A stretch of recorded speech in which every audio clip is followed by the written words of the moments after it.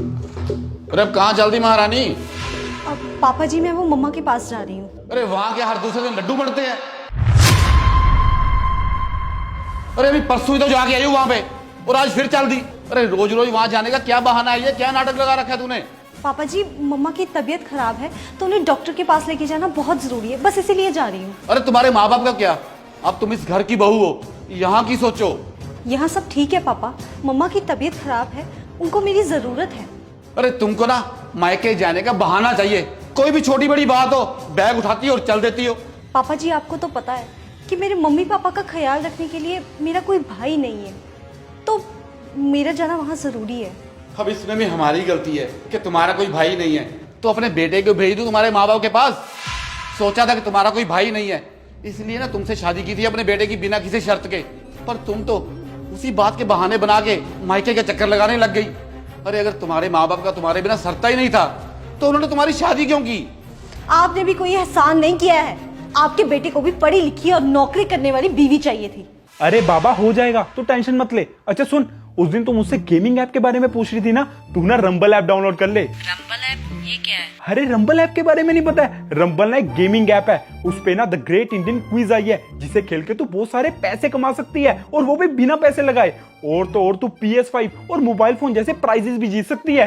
ये तो बहुत बढ़िया ऐप है। हाँ, अरे तो वेट किस चीज का कर रही है? जाके ना अभी रंबल ऐप डाउनलोड कर ले प्ले स्टोर से। हो अच्छा, तो अब तुम अपनी सैलरी और नौकरी की मुझ पे धौंस दिखाओगी? अरे रोहित, ओ रोहित! अच्छा सुन, मैं तुझसे ना बाद में बात करता हूँ। ये देख, तेरी बीवी क्या सुना रही है मुझे। क्या हुआ पापा जी, क्या बोल दिया रिया ने ऐसा? ये ना अपनी सैलरी और अपनी पोस्ट की मुझे धौंस दिखा रही है। नहीं जी, पापा जी ने बात ही ऐसी बोल दी कि मुझे मजबूरन वो सब बोलना पड़ा। लो जी, अब तो हमारा बेटा भी हमारा साथ नहीं दे रहा।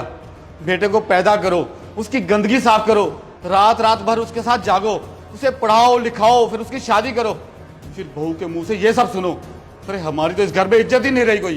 पापा जी ऐसी बात नहीं है, आप बताइए तो सही, क्या आखिर हुआ क्या है? अरे मुझे क्या, अपनी बीवी से पूछ। ये हर दूसरे दिन अपने मायके घूमने चली जाती है। जब तुम्हारी माँ इस घर में आई थी ना शादी करके, 2-3 साल ना उसने मायके की शक्ल तक नहीं देखी थी, और इसे 2-3 महीने में 10-12 चक्कर लगा दिए। इसने मायके को ससुराल और ससुराल को मायका समझ रखा है। ये सारी सेवा अपने माँ बाप की करेगी, क्या हमारी भी सेवा करेगी कुछ? रिया ये सब क्या है? आज तुम फिर से मायके जा रही हो? अरे 2 दिन पहले तो जाके आई थी। पहले अपना ससुराल देखो, मायका फिर देख लेना। यहाँ सब ठीक है, कुछ संभालने की जरूरत नहीं है। मैंने पूरे घर की सफाई कर दी है। तुम्हारे कपड़े, मम्मी जी के कपड़े और पापा जी के कपड़े सब धो के रख दिए हैं। काम वाली बाई को भी मैंने सब काम समझा दिया है। और मैं बस 2 दिन के लिए तो जा रही हूँ। मम्मी की तबीयत ठीक नहीं है, उनको डॉक्टर के पास लेके जाना जरूरी है, इसीलिए बस जा रही हूँ। तुम्हें तो पता है ना कि मेरा कोई भाई नहीं है जो मेरे पीछे से उनका ख्याल रख सके। वहां घूमने नहीं जा रही हूँ। और रही बात काम वाली बाई की, तो उसको पैसे मैं अपनी सैलरी से दे दूंगी। यही तो बोल रहा हूँ मैं। अरे यही अपनी सैलरी और पोस्ट की ना धौंस दिखा रही है हमें बार बार, जैसे हम तो कुछ है ही नहीं।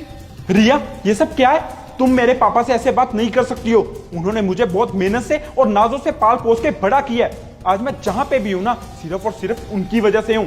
और हाँ, माँ बाप का कर्ज ना उनकी सेवा करके चुकाया जा सकता है। उनकी सेवा करो, उन्हें ऐसे दुरकारो नहीं। ठीक है, मान लिया कि मेरा तरीका गलत हो सकता है, पर लेकिन जो भी मैंने बोला वो बिल्कुल सही। तुम्हारे माँ बाप ने जो त्याग और मेहनत की वो सिर्फ तुम्हारे लिए की, ना कि मेरे लिए। और इन्हें अगर मुझसे थोड़ी सी भी इज्जत और सम्मान चाहिए ना, तो इन्हें भी मुझे इज्जत देनी ही होगी। और ये कौन सी किताब में लिखा है कि लड़की ससुराल आने के बाद मायके नहीं जा सकती, वहां जाके उनकी सेवा नहीं कर सकती? और अब मैं जा रही हूं उनके पास जो रातों को मेरे लिए जागे, जिन्होंने मेरी गंदगी साफ की, मुझे पढ़ाया और मुझे नौकरी के लायक बनाया। जा रही हूं मैं उनकी सेवा करने, उनका कर्ज उतारने।